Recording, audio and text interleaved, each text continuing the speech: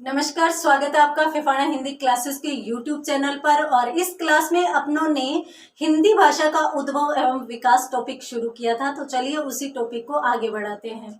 तो यहाँ पर हिंदी भाषा का उद्भव एवं विकास।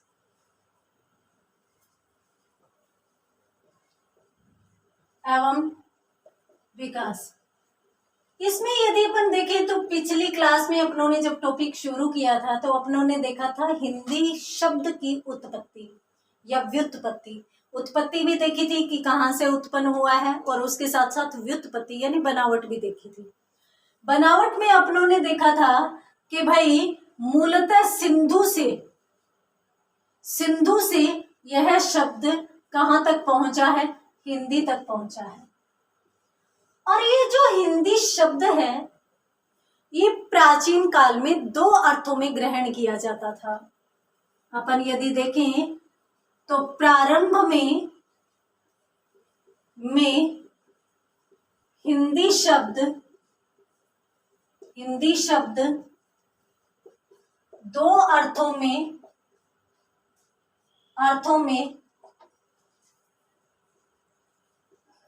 ग्रहण किया जाता था।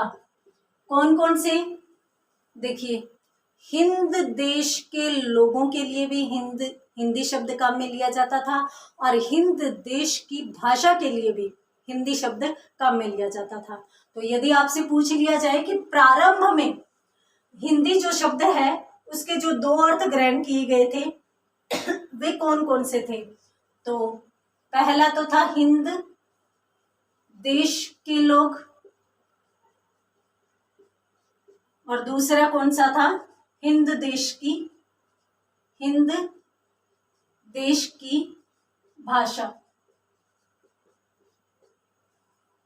यहां पे एक चीज और आप ध्यान रखेंगे, वर्तमान यदि अपन देखें तो वर्तमान में हिंदी शब्द सिर्फ और सिर्फ हिंद देश की भाषा के लिए प्रयुक्त किया जाता है, हिंद देश के लोगों के लिए नहीं। तो यहाँ पर यदि आप नोट लगाकर लिखना चाहें तो आप लिख सकते हैं। और ये चीज मैं इसलिए बता रही हूँ कि एक बार प्रश्न पूछा गया था कि भाषा में जो अपन देखते हैं मूलतः संस्कृत थी पहले, और हिंदी मूलतः संस्कृत से ही उत्पन्न हुई है, तो उसके बाद शब्दों में भी वर्णों में जो परिवर्तन आया उनके बारे में भी प्रश्न पूछा गया था।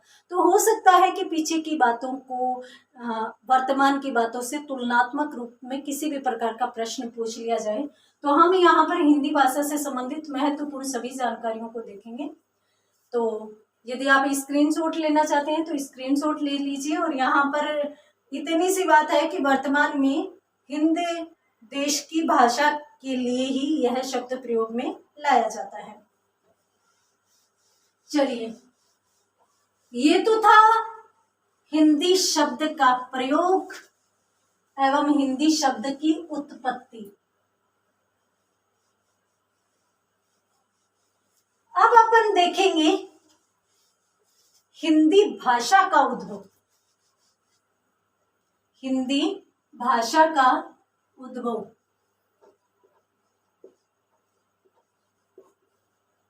भाषा का उद्भव मूलतः यदि हिंदी भाषा देखें तो कौन सी भाषा से उत्पन्न हुई है? संस्कृत से, यह हम सभी जानते हैं। किस क्रम से आई, किस प्रकार से आई, किस समय आई, चलिए देखते हैं। सबसे पहले यदि अपन देखें तो संस्कृत थी, और संस्कृत में भी दो रूप मिलते हैं इसके, वैदिक संस्कृत, लौकिक संस्कृत। और सबसे पहले यदि अपन देखें तो वैदिक संस्कृत थी, लौकिक संस्कृत नहीं थी। वैदिक संस्कृत। और वैदिक संस्कृत भाषा के समय की यदि अपन बात करें तो ये 1500 ईसा पूर्व से 1000 ईसा पूर्व तक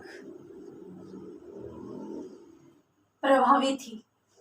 यानी 1500 ईसा पूर्व से लेकर 1000 तक सिर्फ वैदिक संस्कृत का ही अस्तित्व था, ये ही प्रयोग में लाई जाती थी। उसके बाद अब देखिए, मैंने कल की क्लास में आपको बताया था कि सामान्यतः जो विकास क्रम होता है उसमें थोड़ा सा अपन भाषा को सरल बनाने का प्रयास करते हैं, तो फिर आम बोलचाल की भाषा इससे थोड़ी सी अलग होगी सरल बनाने के लिए, जिसे अपनों ने क्या कहा, लौकिक संस्कृत, यानी लोगों की बोले जाने वाली, या अपन यूं कह सकते हैं कि आम बोलचाल की भाषा जो बनी या थोड़ा सा इसका सरल स्वरूप बना, वो था लौकिक संस्कृत। और जो लौकिक संस्कृत काल है वो रहा 1000 ईसा पूर्व से तो शुरू हो गया था, 1000 ईसा पूर्व से, और 1000 ईसा पूर्व से कहाँ तक चला, ये 500 ईसा पूर्व तक चला। और यहाँ पर ये बिल्कुल नहीं समझें कि वैदिक संस्कृत समाप्त हो गई, नहीं, ये अधिक प्रयोग में लाई जाने लगी, यानी थोड़ा सा सरल हो गया तो आम बोलचाल में ये प्रभावी हो गई, अस्तित्व में ये आ गई। ठीक है, तो वैदिक संस्कृत 1500 ईसा पूर्व से 1000 ईसा पूर्व तक, लौकिक संस्कृत 1000 ईसा पूर्व से 500 ईसा पूर्व तक। उसके बाद जो भाषा आई संस्कृत के बाद, मैंने आपको बताया था कि भाई भाषा आई पाली, संस्कृत, पाली, प्राकृत, अपभ्रंश। तो संस्कृत में 2 रूप हो गए, और दोनों रूपों में आपसे यदि सम्मिलित रूप से पूछ लिया जाए कि भाई संस्कृत कब से कब तक थी, तो 1500 ईसा पूर्व से 500 ईसा पूर्व तक थी। ठीक है, और संस्कृत में भी वैदिक संस्कृत और लौकिक संस्कृत का अलग अलग पूछ लिया जाए तब आप इन दोनों को ध्यान में रखेंगे। ठीक है, अब अपन बात करते हैं पाली भाषा की, तो उसको प्रथम प्राकृत भी बोलते हैं, प्रथम प्राकृत काल कह सकते हैं अपन, प्राकृत काल, या फिर अपन पाली भाषा का काल भी कह सकते हैं। ठीक है, पाली। और ये जो प्रथम प्राकृत या पाली भाषा है ये 500 से 0 तक गई, 500 ईसा पूर्व से 0 ईसा पूर्व तक गई, यानी यहां से ईस्वी सन शुरू हो जाएगा, ईसा पूर्व से अपन ईस्वी सन में आ जाएंगे, या फिर अपन यूं कह सकते हैं ईसा पूर्व को छोड़ो ईस्वी तक, 0 ईस्वी तक ये मानी जाएगी। तो प्रथम प्राकृत तक होगी। यदि आप नोट्स बना रहे हैं तो इसका स्क्रीनशॉट लीजिए, उसके बाद अपन बढ़ेंगे आगे। तो प्रथम प्राकृत या पाली भाषा जो 500 ईसा पूर्व से 0 ईस्वी तक,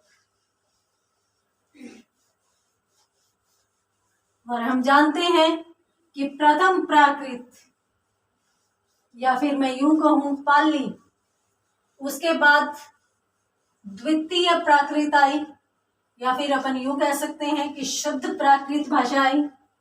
और शुद्ध प्राकृत भाषा के काल की शुरुआत यदि अपन देखें तो जाहिर सी बात है 0 ईस्वी से शुरू हो जाएगी। तो यहां पर अपन देखते हैं द्वितीय प्राकृत काल, द्वितीय प्राकृत काल कहें, या फिर अपन इसको शुद्ध प्राकृत भाषा काल भी कह सकते हैं, शुद्ध प्राकृत भाषा काल ये भी कह सकते हैं। अब इसकी समय सीमा यदि अपन देखें तो जाहिर सी बात है कि ये भी 0 ईस्वी से शुरू होगी और ये कहाँ तक चलेगी, 500 ईस्वी तक। अब यहाँ पर यदि आपको याद नहीं रहे तो प्रत्येक भाषा का काल 500 रहा है, 500 साल रहा है, सॉरी। तो यदि अपन देखें तो 1500 से 1000, 1000 से 500, 500 से 0, 0 से फिर 500, तो इस प्रकार से इसका क्रम अपन देख सकते हैं। तो 0 ईस्वी से 500 ईस्वी तक शुद्ध प्राकृत भाषा का काल यहाँ पर माना जाता है। उसके बाद अपन आ जाते हैं, मैंने बताया था संस्कृत, पाली, प्राकृत और उसके बाद आ जाता है अपभ्रंश। तो चलिए अपभ्रंश काल देख लेते हैं। अपभ्रंश काल,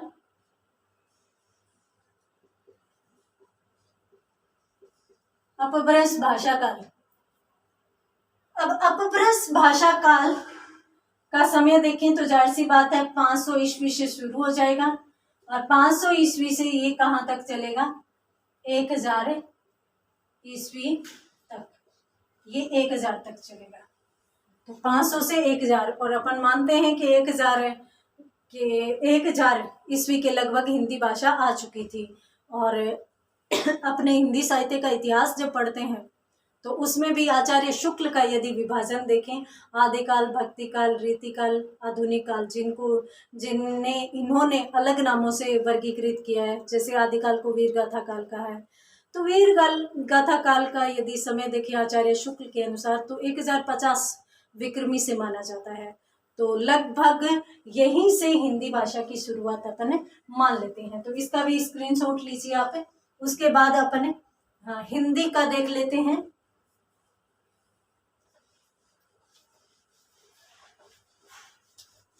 ये क्रम रहा अपना अपभ्रंश तक का।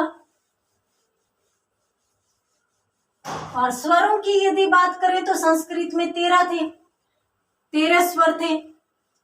और उसके बाद पाली और प्राकृत में 10 आ जाते हैं और उसके बाद अपभ्रंश में 8 आ जाते हैं। फिर हमारी हिंदी में 11 है वर्तमान में।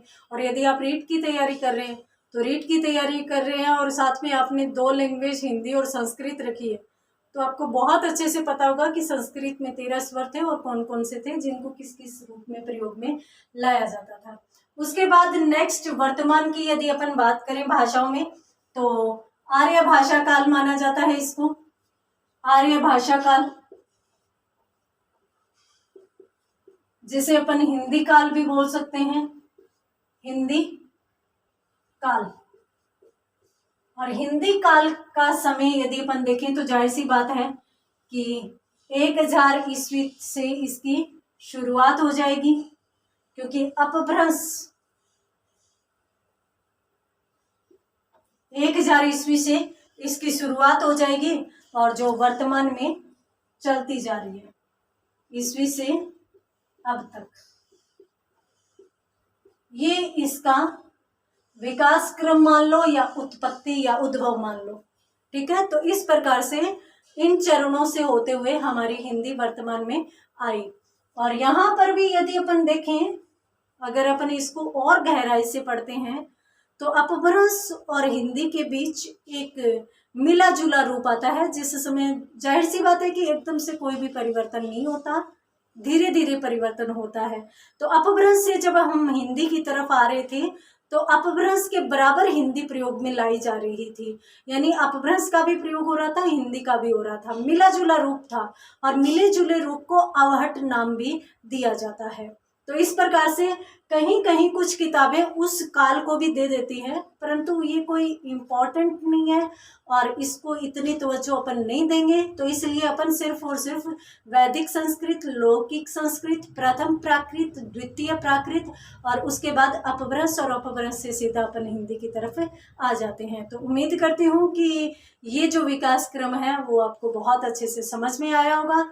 समय भी याद रखिएगा, कोई ज़्यादा मुश्किल नहीं है। तो हिंदी भाषा के संबंध में जो विकास है उसको अपन और भी देखेंगे, परंतु आज की क्लास में इतना ही। मिलते हैं अगली क्लास में, तब तक के लिए धन्यवाद।